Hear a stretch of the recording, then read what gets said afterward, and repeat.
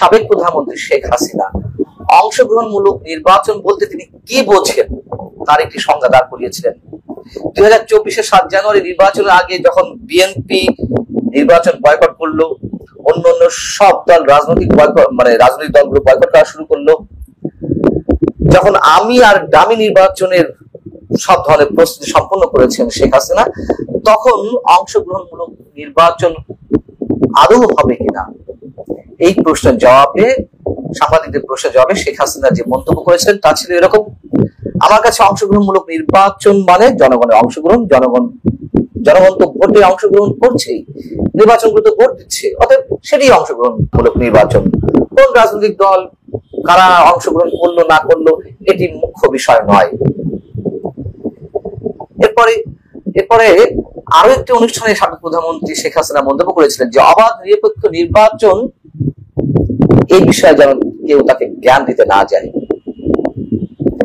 এই কথাগুলো এ কারণেই মনে করিয়ে দিলাম যে জাতিসংঘ বাংলাদেশের আগামী নির্বাচন নিয়ে এখন শেখ হাসিনার সেই কথাগুলোকেই সমর্থন করছে।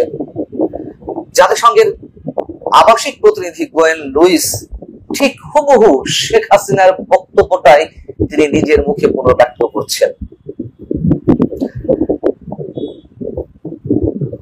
গোয়েন লুইসের কাছে সাংবাদিকদের প্রশ্ন ছিল যে আগামী নির্বাচন কতটা অংশগ্রহণমূলক হবে, আপনাদের প্রত্যাশা কেমন? তিনি তখন বলছেন, অন্তর্ভুক্তিমূলক নির্বাচন মানে সব রাজনৈতিক দলের অংশগ্রহণ নয়। জাতিসংঘের সংজ্ঞা মতে তিনি জাতিসংঘের সংজ্ঞাটাও দেওয়ার চেষ্টা করছেন।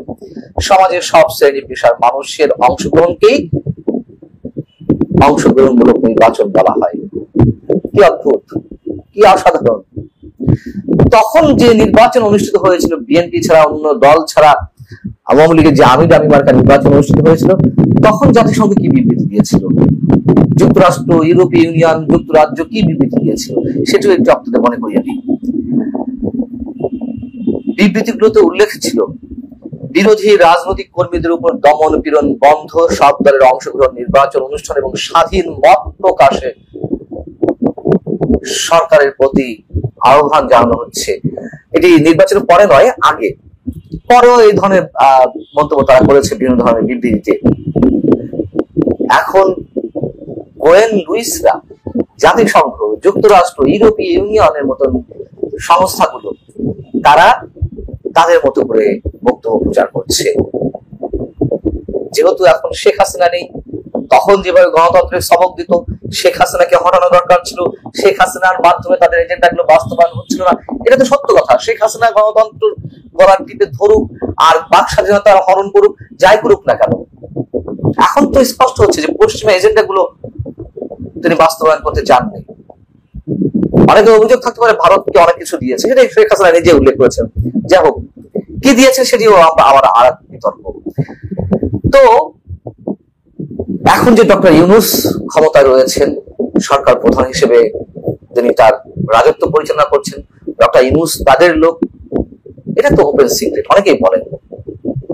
অতএব এখন আর অংশগ্রহণমূলক নির্বাচনের দরকার নেই। এখন আর খুব দ্রুত বাংলাদেশের গণতন্ত্রের উত্তরণের জন্য কোনো নির্বাচনের দরকার নেই। ইউরোপীয় ইউনিয়ন যেভাবে কদিন আগে ব্ল্যাঙ্ক চেক দিয়ে দিল ডক্টর মোহাম্মদ ইউনূসকে, যে সংস্কারের জন্য যতটা সময়ের প্রয়োজন তারা ডক্টর মোহাম্মদ ইউনূসকে সেই সময়টি দিতে চায়, ঠিক একইভাবে জাতিসংঘ বুধবারও তাদের মানসিকতার বহিঃপ্রকাশ ঘটিয়েছে। গোয়েন লুইস বলছেন সাংবাদিকদের এক প্রশ্নের জবাবে, নির্বাচন আগে না সংস্কার আগে এটি বাংলাদেশের জনগণ, সরকার ও রাজনৈতিক দল ঠিক করবে, জাতিসংঘ নয়। জাতিসংঘ মনে করে সুষ্ঠু অবাধ নির্বাচন নিশ্চিতে তারা যে কোনো সহায়তা করবে। বাংলাদেশের নির্বাচন বাংলাদেশের জনগণের উপর নির্ভর করবে, সরকার রাজনৈতিক দলগুলোর উপর নির্ভর করবে। তাহলে এতকাল কেন সবক দিয়ে আসা হয়েছে? কেন 2024 আগে এতটা তৎপর ছিল? কেন বাংলাদেশের আন্দোলন নিয়ে জাতিসংঘ সেনাবাহিনীকে পর্যন্ত সতর্কতা জারি করে? এগুলো তো তারা নিজের মুখে বলেছে। নির্বাচন প্রসঙ্গে গোয়েন লুইস আরো বলছেন, বাংলাদেশের নির্বাচন অনুষ্ঠানের বিষয়ে জাতিসংঘ কোনো ভূমিকা পালন করতে পারে না। নির্বাচন অনুষ্ঠানের বিষয়টি রাজনৈতিক সিদ্ধান্ত। সেই কথা আবার ঘুরিয়ে ফিরিয়ে বলছেন।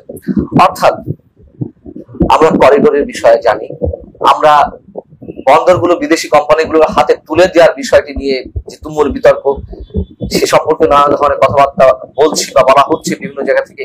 এবং গোয়েন লুইসের এই বক্তব্যের মধ্য দিয়ে আবারও প্রমাণিত হলো সরকার এখনো পর্যন্ত করিডোর কিংবা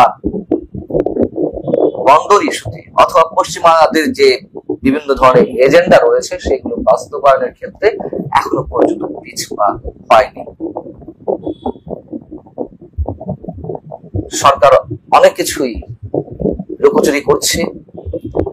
সরকার সংশ্লিষ্ট অনেককে বাদ দিয়ে তারা নিজেদের মতো সিদ্ধান্ত গ্রহণ করছে।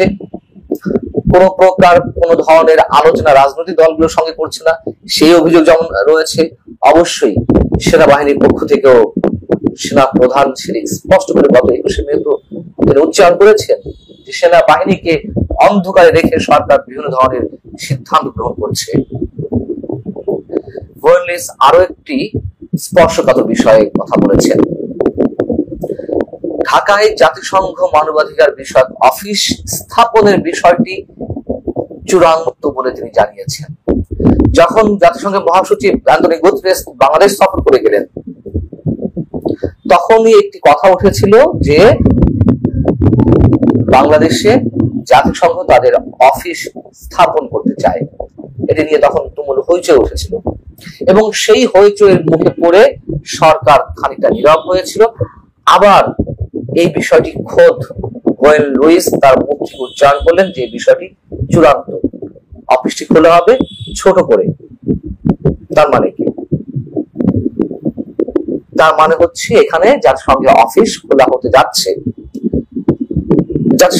জাতিসংঘের মহাসচিব ঠিক নয়, যখন ভলকার কুক বাংলাদেশ সফরে এসেছিলেন 5 আগস্টের পরে, তো কেন তখন আপত্তি উঠেছিল? এটা ওপেন সিক্রেট। জাতিসংঘের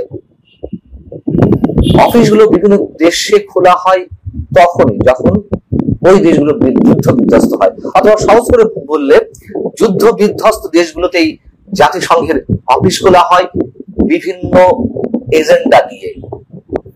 তাদের তো একটা সুর থাকেই যে যুদ্ধ বিধ্বস্ত দেশগুলোতে তারা যে অসহায় অমানবিক অবস্থায় থাকা মানুষগুলো তাদেরকে হেল্প করতে চায়, তাদের অফিস খুলতে হবে এবং সেইগুলো স্থাপনের মাধ্যমে পশ্চিমাদের বিভিন্ন এজেন্ডা অযাচিত ভাবে জাতিসংঘ বাস্তবায়ন করে ওই দেশগুলোতে বিভিন্ন অজুহাতে। বাংলাদেশ কি এখন যুদ্ধ বিধ্বস্ত অবস্থায় রয়েছে?